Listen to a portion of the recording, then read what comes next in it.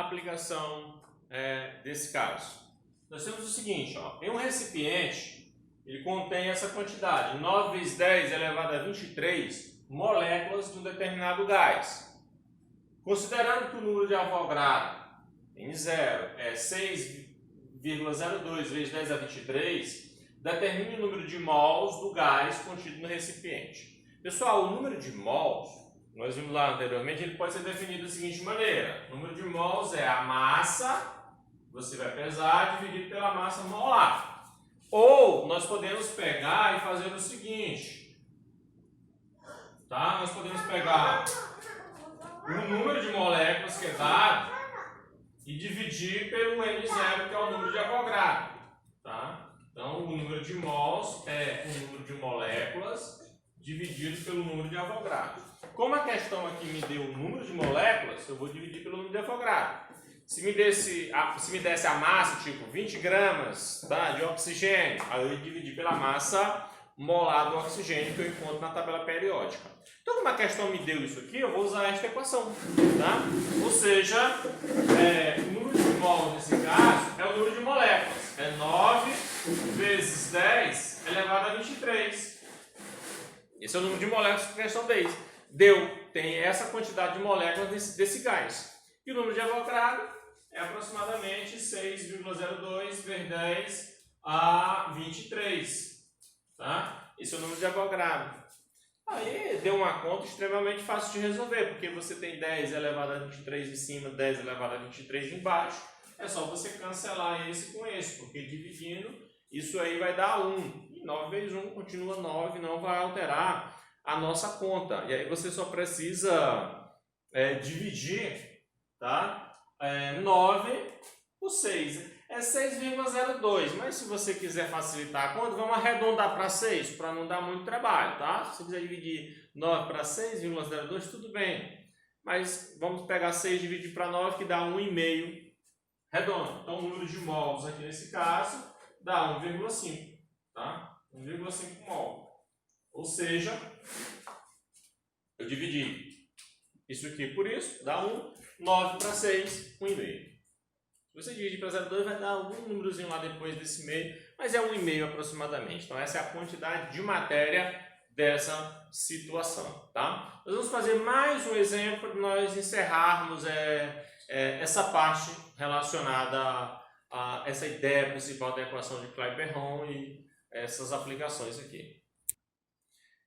Então vamos para o nosso exemplo número 2, pessoal. No exemplo 2 nós temos o seguinte, ó. Nós temos 18 vezes 10 elevado a 23 moléculas de um determinado gás ideal, contido em um determinado recipiente, que tem um volume de 30 litros. Então, nós temos uma quantidade de moléculas, tá?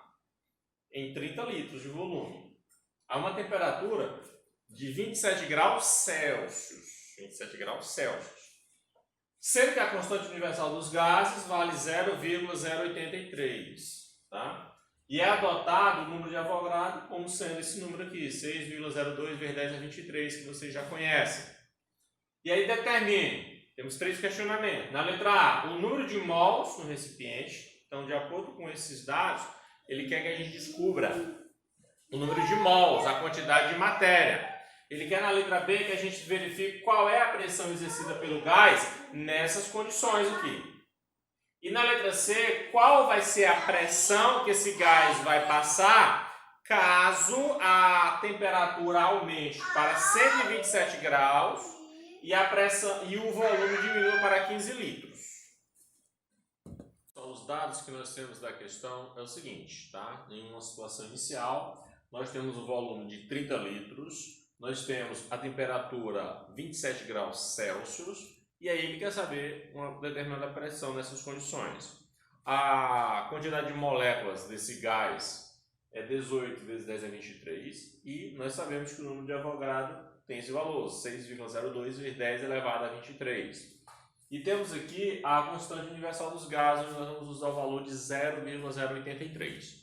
A letra A, ele quer saber o número de mols que o gás, né, nessas condições, ele quer que eu calcule qual é o número de mols desse gás. E aí nós vamos usar o mesmo que a gente usou lá na primeira questão. Nós vamos dizer que o número de mols é o número de moléculas dividido pelo número de Avogadro. Tá? Então, só preciso substituir e fazer as contas. O número de moléculas ele deu nessa questão é 18 vezes 10 a 23. O número de Avogadro é 6,02, 10 a 23. Tá? Nós podemos cancelar esse com esse, porque eles são iguais. 10 a 23, 10 a 23 dividido dá 1. Então, fica o quê? 18, e eu vou dividir por 0,2, 6,02, arredondar para 6, né? Porque aí fica mais fácil. Então, o número de mols que eu tenho aqui é 3 mols. Então, nesse caso, eu tenho 3 mols. Tá? Esse número de moléculas dividido pelo número de Avogadro me dá um total de 3 mols da substância. Beleza. A letra B quer saber qual é a pressão desse gás nessas condições. Tem um volume de 30 litros, está nessa temperatura, tem essa quantidade de mols. Tá? A constante tem aquele valor ali. Então, qual é a pressão do gás? Então, nós vamos usar a equação de Clapeyron, nesse caso aqui, que diz que a pressão vezes o volume é equivalente ao número de mols vezes a constante vezes o T. PV igual a nRT. A pressão eu não sei, é o que eu estou procurando, então vou repetir aqui o T. O volume é 30 litros. Beleza? Quem é meu N? Meu N é o número de mols. Encontrei 3 mols, então eu vou substituir aqui, 3 mols.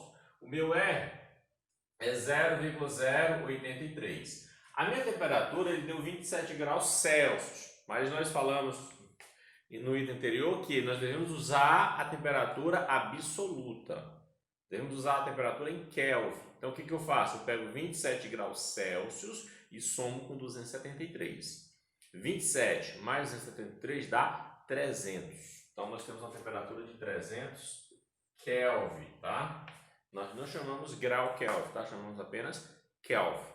E aí é só resolver essa equação, tá? Nós vamos ter aqui, então, 30P, tá? Só mudando a ordem, não altera, tá?